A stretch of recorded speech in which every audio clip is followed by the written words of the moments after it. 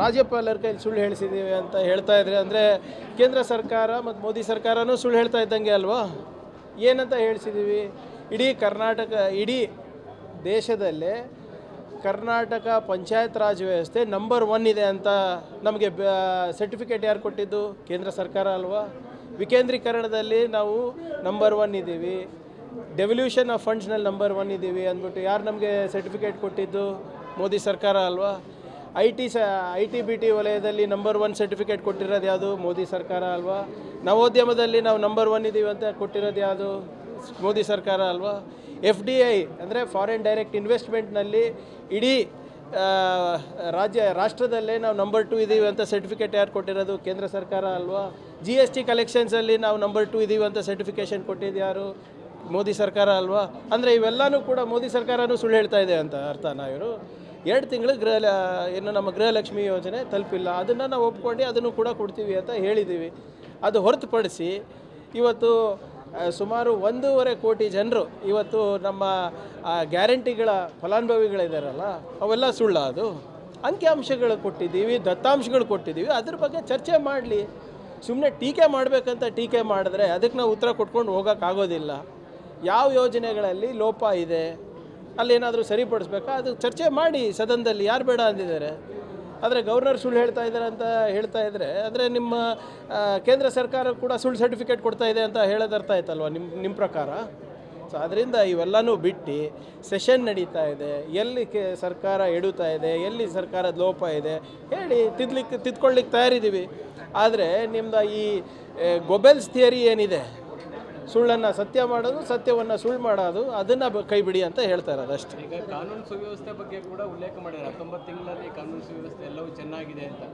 Police ಠಾಣೆ ಮೇಲೆ ಗಲಾಟೆ ಆಗ್ತದೆ, ಅತ್ಯಾಚಾರಗಳು ನಡೆದಿದ್ದಾವೆ, ಈ ಥರದ ಘಟನೆಗಳೆಲ್ಲ ಇದ್ರೂ ಕೂಡ ಸರ್ಕಾರ ಸುಳ್ಳು ಹೇಳಿಸಿ. ಅತ್ಯಾಚಾರ ನಡೆಸ್ತಿರೋರು ಯಾರು ರೀ? ವಿಧಾನಸೌಧದಲ್ಲಿ ಅತ್ಯಾಚಾರ ನಡೆಸಿದ್ಯಾರು? ಮರ್ತೋಗ್ಬಿಟ್ಟಿದ್ದಾರೆ BJP ಅವರು.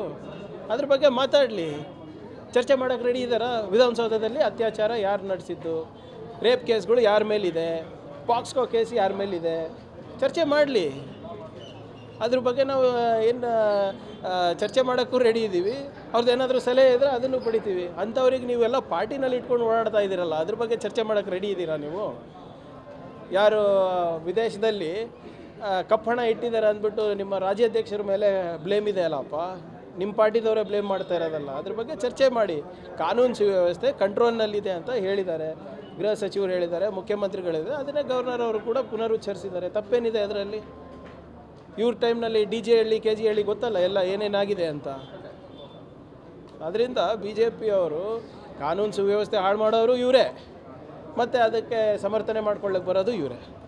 ಈ ಅಧಿಕಾರ ಹಂಚಿಕೆ ವಿಚಾರಕ್ಕೆ ಮತ್ತೊಬ್ಬರು ಎಂಟ್ರಿ ಆಗಿದ್ದಾರೆ, ವೀರಪ್ಪ ಮೊಯ್ಲಿ ಅವರು. ಈಗಾಗಲೇ DK ಶಿವಕುಮಾರ್ CM ಆಗಿ ಡಿಸೈಡ್ ಆಗೋಗಿದೆ, ಟೈಮ್ ಅಷ್ಟೇ ಬಾಕಿ ಉಳಿದಿರೋದು ಬಹಿರಂಗ ಸಮಾವೇಶದಲ್ಲಿ ಹೇಳಿದ್ದಾರೆ. ನೋಡಿ, ನಾನು ಪದೇ ಹೇಳ್ತಾ ಇದ್ದೀನಿ ನಿಮಗೆ, ಈಗಾಗಲೇ ನಮ್ಮ ಹೈಕಮಾಂಡ್ ಅವರು ಎಲ್ಲರ ಜವಾಬ್ದಾರಿ ಅವ್ರಿಗೆ ಕೊಟ್ಟಿದ್ದಾರೆ. ಸದ್ಯಕ್ಕೆ ಮುಖ್ಯಮಂತ್ರಿಗಳು ಸಿದ್ದರಾಮಯ್ಯನವರು, ಉಪಮುಖ್ಯಮಂತ್ರಿಗಳು ಮತ್ತು PCC ಅಧ್ಯಕ್ಷರು DK ಶಿವಕುಮಾರ್ ಅವರು ಎಲ್ಲರಿಗೂ ಮಂತ್ರಿ ಸ್ಥಾನಗಳು ಕೊಟ್ಟಿದ್ದಾರೆ, ಜವಾಬ್ದಾರಿಗಳು ಕೊಟ್ಟಿದ್ದಾರೆ. ಆ ಜವಾಬ್ದಾರಿಯನ್ನು ಸರಿಯಾಗಿ ನಿಭಾಯಿಸಿ ಅಂತ ಕೂಡ ಸೂಚನೆ ಕೊಟ್ಟಿದ್ದಾರೆ. ವೈಯಕ್ತಿಕ ಅಭಿಪ್ರಾಯಗಳು ಏನಾದರೂ ಇದ್ದರೆ ಹೋಗಿ ಹೈಕಮಾಂಡ್ ಹತ್ರ ಚರ್ಚೆ ಮಾಡಿ. ನಾನು ಬಂದು ಇಲ್ಲಿ ಮಾಧ್ಯಮದಲ್ಲಿ ಹೇಳೋದಾಗಲಿ ಅಥವಾ ಬಹಿರಂಗ ಸಭೆಯಲ್ಲಿ ಹೇಳೋದಾಗಲಿ ಅದು ಯಾವುದೇ ಮಾತಿಗೂ ಬೆಲೆ ಇರೋದಿಲ್ಲ. ಆಂತರಿಕ ಪ್ರಜಾಪ್ರಭುತ್ವ ಇದೆ, ಹೋಗಿ ಮಾತಾಡಿ. ಯಾರ್ಯಾರು ಆಗಬೇಕಂತ ಇದ್ದಾರೆ ಡೆಲಿಗೇಷನ್ ತೊಗೊಂಡೋಗಿ, ತೊಂದರೆ ಇಲ್ಲ.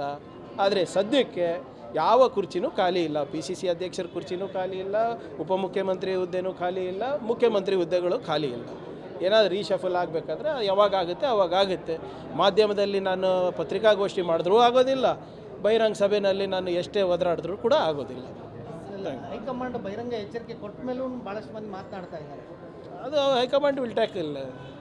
B.Farm ಬೇಕಲ್ವಾ? B.Farm ನೋಡಿ, ನಾವೆಲ್ಲರೂ ಪಕ್ಷದ ಶಿಸ್ತಿನ ಸಿಪಾಯಿಗಳಾಗಿರಬೇಕು. ಪಕ್ಷದಿಂದ ನಾವಿದ್ದೀವಿ, ನಮ್ಮಿಂದ ಪಕ್ಷ ಇಲ್ಲ.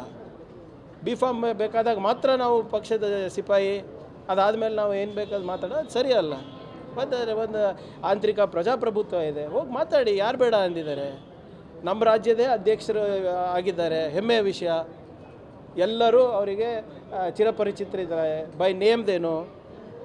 ಹೋಗಿ ಮಾತಾಡಿ. ಆ್ಯಕ್ಸೆಸ್ ಇದೆ, ರಾಹುಲ್ ಗಾಂಧಿಯವರಿಗೆ ಆ್ಯಕ್ಸೆಸ್ ಇದೆ, ಪ್ರಿಯಾಂಕಾ ಗಾಂಧಿಯವರಿಗೆ ಆ್ಯಕ್ಸೆಸ್ ಇದೆ, ಸೋನಿಯಾ ಗಾಂಧಿಯವರಿಗೆ ಆ್ಯಕ್ಸೆಸ್ ಇದೆ, ಖರ್ಗೆ ಸಾಹೇಬ್ರ ದೂರವಾಣಿ ಮುಖಾಂತರನೂ ಮಾತಾಡ್ಬೋದು ತಾವೆಲ್ಲರೂ. ಅದರಲ್ಲಿ ದರ್ ಇಸ್ ನಥಿಂಗ್ ರಾಂಗ್. ಮಾತಾಡಿ. ಹೇಳಿದ ಮೇಲೆ ಸಚಿವರುಗಳು ಸುಮ್ಮನಾಗ್ತಿದ್ದಾರೆ, ಶಾಸಕರುಗಳು ಮಾತನಾಡ್ತಿದ್ದಾರೆ.